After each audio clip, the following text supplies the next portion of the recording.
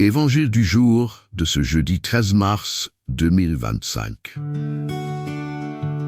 Proclamation de l'Évangile de Jésus-Christ, selon saint Matthieu.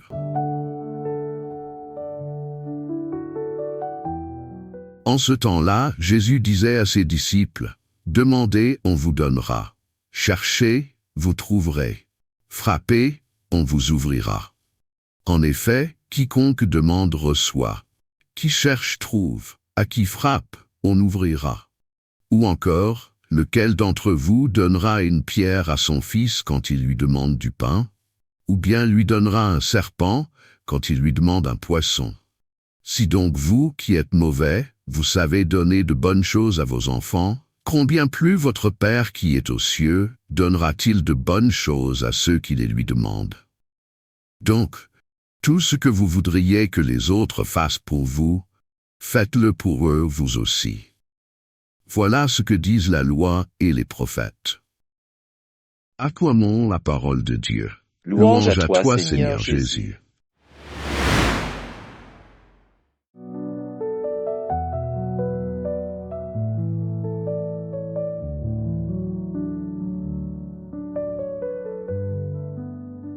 Chers frères et sœurs, l'Évangile d'aujourd'hui est une véritable invitation à la confiance en Dieu.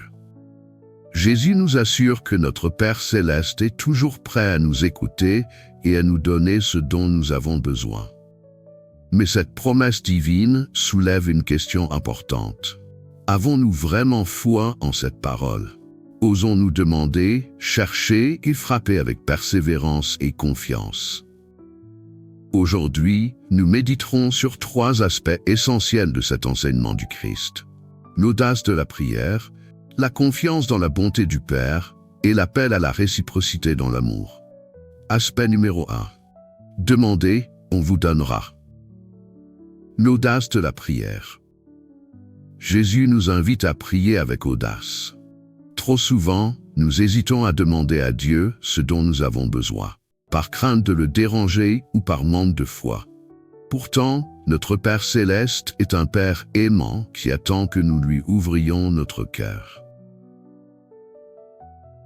Ai-je une prière vivante et confiante?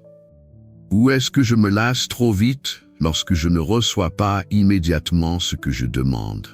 Prenons l'exemple de l'aveugle Bartimée, Matthieu 10, 46-52. Il criait vers Jésus malgré les reproches de la foule.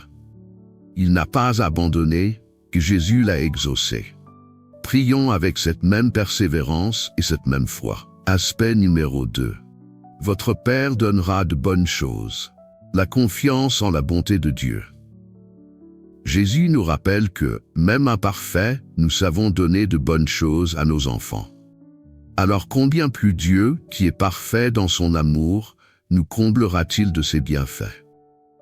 Mais parfois, nous avons l'impression que nos prières restent sans réponse. Pourquoi? Parce que Dieu donne toujours ce qui est bon pour nous, et non forcément ce que nous croyons être bon.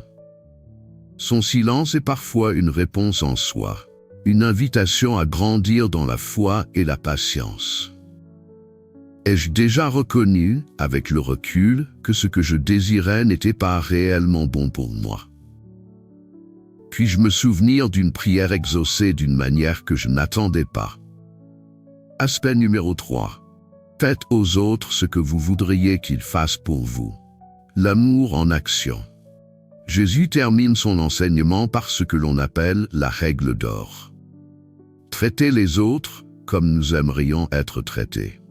La prière ne peut être séparée de l'amour du prochain.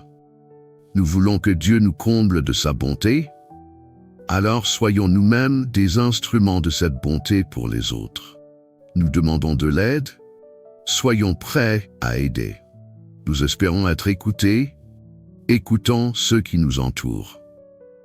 Comment puis-je, aujourd'hui, être une réponse à la prière d'un frère ou d'une sœur dans le besoin? Ensemble, prions le Seigneur. Seigneur, donne-nous un cœur audacieux dans la prière, une confiance absolue en ta providence et un amour concret pour notre prochain. Aide-nous à frapper à ta porte avec foi et à ouvrir la nôtre à ceux qui frappent chez nous. Nous te louons et te bénissons, car tu es un Père bon et fidèle. Amen. Que le Seigneur vous bénisse abondamment, au nom du Père, et du Fils et du Saint-Esprit. Amen. Si cette méditation vous a touché, aimez-la, partagez-la autour de vous et laissez vos intentions de prière en commentaire. N'oubliez pas d'activer la cloche pour recevoir chaque jour ces précieux messages.